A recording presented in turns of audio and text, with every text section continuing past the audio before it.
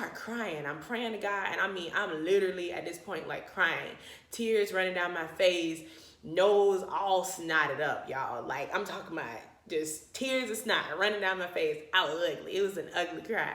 And I remember just crying, like screaming out to God, like, what am I supposed to do? Like, just tell me what to do. Do I leave? Do I stay? Like, what do I do? Just give me an answer. Give me a sign.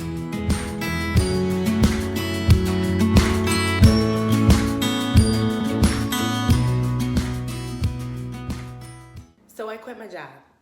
And I just feel like it's not even real. Like, I can't even believe I did it. I figured I would break it down and share kind of my 5 main reasons as to why like leaving my job was such a tough decision for me. And I don't know, maybe it applies to you too. So the number 1 reason was, as I shared earlier, was that I absolutely love my job. I loved everything that I did. I love the flexibility of my job. I love the fact that, you know, I worked for a nonprofit organization. I was able to help kids every day.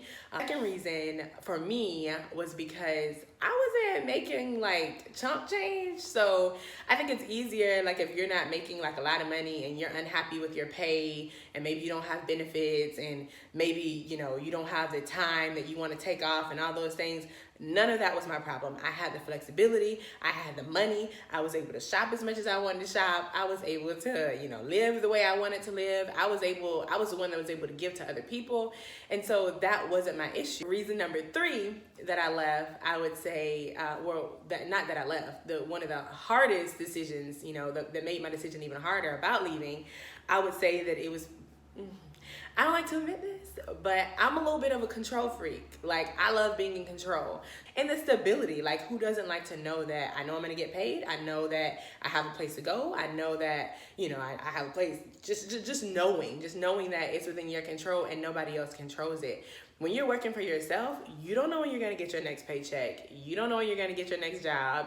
You don't know when, you know, that next business move is gonna pop off, or your book's gonna go off, or you're gonna get a role in the movie. You don't know when any of those things are gonna happen. Or if you're a rapper, you know, that your song is gonna take off. You don't know when those things are gonna happen. So making the decision to leave something that's comfortable, something that's safe, is extremely hard when you're deciding if you should leave your job or not.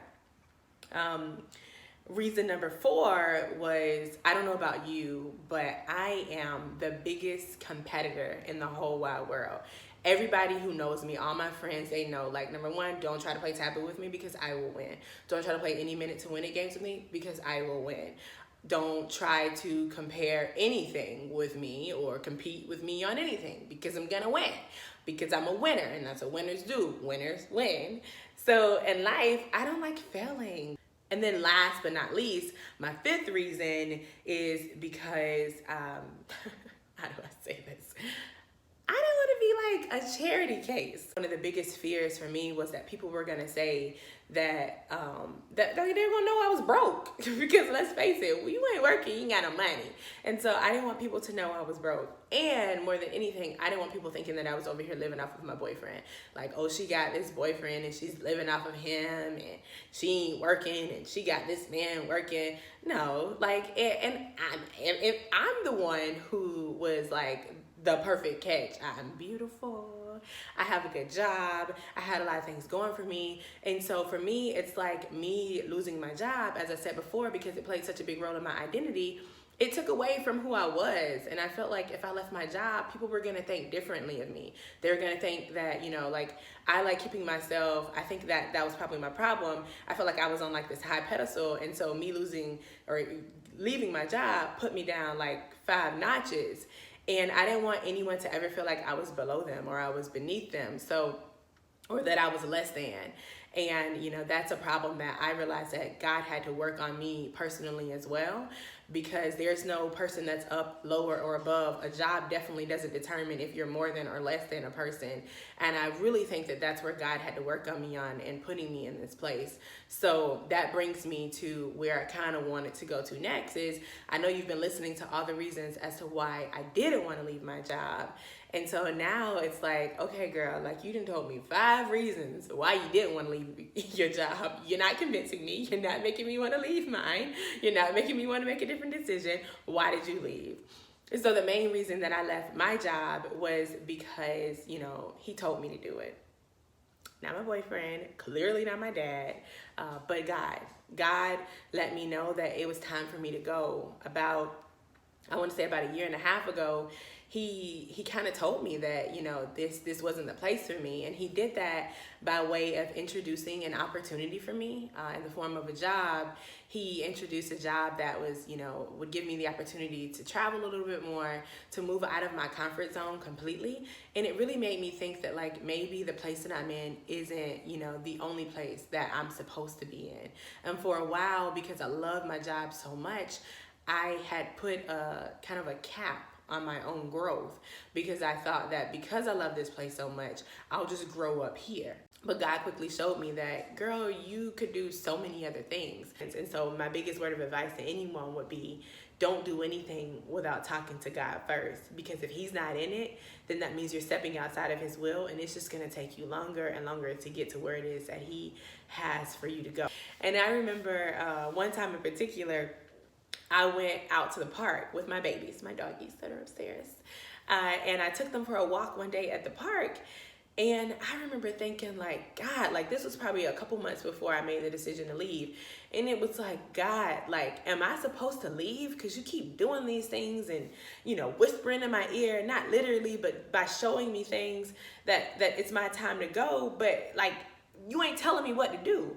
And God, you know me. I'm your child. I'm not about to just leave this great job and my comfort just to go out here and just chase a dream. So I'm walking my dogs in the middle of this park, people everywhere.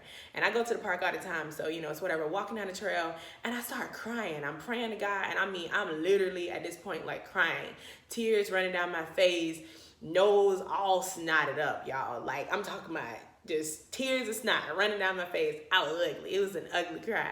And I remember just crying, like screaming out to God, like, what am I supposed to do? Like, just tell me what to do. Do I leave? Do I stay? Like, what do I do? Just give me an answer. Give me a sign. And as I'm crying and as I'm praying, I start noticing these homeless people. There was like about 3 different homeless people sitting around. And like, I have the biggest heart for service. I have the biggest heart for people, like, and homeless people always touch me to the core, and I give to everybody that I can give to. And so it wasn't anything new for me to see homeless people. I always see homeless people at the park. I usually speak to them.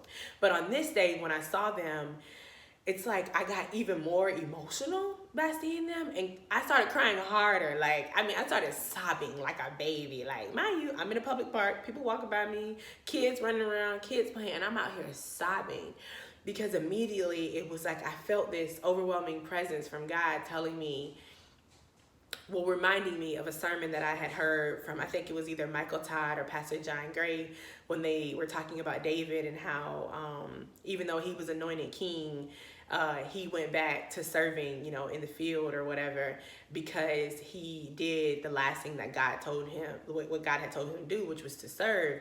And so for me, that's what kept ringing down in my head, be like David, be like David, be like David. Even though you know that I have more for you, even though you know that, your kingdom is, right over the bridge or right across the street, do the last thing that I told you to do and stop worrying about how you're going to get there. And that was to serve his people, because I had heard his voice since I was a child that all I'm supposed to do was just serve, give back to his people. I really thought that I was going to be like a missionary, and, I'm still waiting like for Oprah to call me, because I'm still ready to go to Africa. I know she just took Tyler Perry. I'm waiting for her to come get her daughter. I hope she doesn't forget about me. But no, seriously, I really thought that I was going to go and be a missionary. Like, just go. I didn't care. Sorry, I don't know what's going on with my throat today. I didn't care if, I would have to go for a week, a month, a year. I was really willing to just give it all, because I really thought that God was telling me that I needed to go and just serve the nations, and not just in Africa, but all across the world. And I still want to do that. I'm going to do it one day. I know that it's coming. But I think that God wanted me to wait, because he's like, I'm not ready to send you there yet. I need to work on you. What if God told you to do something a year, 2 years ago, and he put this vision and he put this this business or this movie or this book or this idea or this, merchandise or whatever it may be. He put this thing inside of you, and he only gave it to you. It was so precious that he only trusted you with it. and you've been sitting on it. You literally haven't done anything with it. You may have wrote a little bit about it. You might have started doing it a little bit, but you haven't done anything with it. What if God is now identifying another person, a person who's hungry, a person who's out here trying to get God to give them something, a person who's out here looking for an opportunity? What if he said, you know what, Kima, you're not doing anything with this thing that I gave you. All you had to do was do something, and I was going to water it, and it was going to grow. But because you haven't done anything with it, I'm going to take it from you, and I'm going to give it to the next person. Because I know that Tiffany over here is ready to move. She's ready to run. Like, she's saddled up, she's in position, and she's ready to take off. And I know that if I give it to her, she's going to make it happen. Don't be the person who sits back and watches their idea flourish in the hands of someone else because you decided not to move on it. I can't fathom the idea of the things that I know that God has planned for me, him taking it away from me and giving it to somebody else. Like, it honestly scares me to even think about that. So that's not gonna happen to me. It's been 4 months since I quit my job officially. I left July 31st, 2018, and I can't wait to tell you what I've been up to for the last 4 months. I know that we have about 30 more days, a little bit less than 30 days left in this year. I cannot wait to see what God is about to do in my life. I'm expecting, I'm anticipating, I'm claiming an overflow of blessings, a miraculous miracle, and I know that it's about to happen. So if you tune in weekly on Sunday nights, you'll be able to see all of my blessings rain down on me live because I know that it's gonna happen. And so I would also love to know what's going on with you. So as my niece told me when I told her I was gonna do a YouTube video, drop your comments below. Let me know what you guys are up to. What are you gonna do with your next 30 days? There's still time. This is our opportunity to fly. So you better fly. You better make it happen. Subscribe, like, comment, and I pray blessings, favor, sunshine, and a little bit of sparkle in your life. Until next time, see ya.